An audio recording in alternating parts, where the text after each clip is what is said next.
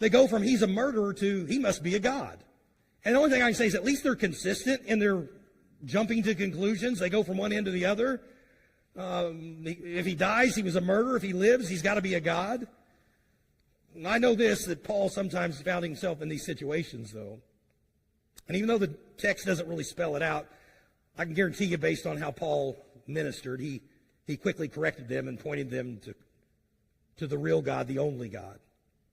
We'll get back to that in just a moment. But next part of the story, though, verse 7, that Luke records here, begins to talk about this leader by the name of Publius who lived in this same location, and he had given them a place to stay for 3 days. Now, that name is actually a popular Roman name, and most likely, most scholars think he was probably actually a wealthy Roman who owned some property and had an estate to be able to give them a place to stay. Well, apparently this man's father was extremely ill. Actually, you can research some of the illness that they describe here. I'm not going to do that. It's pretty descriptive.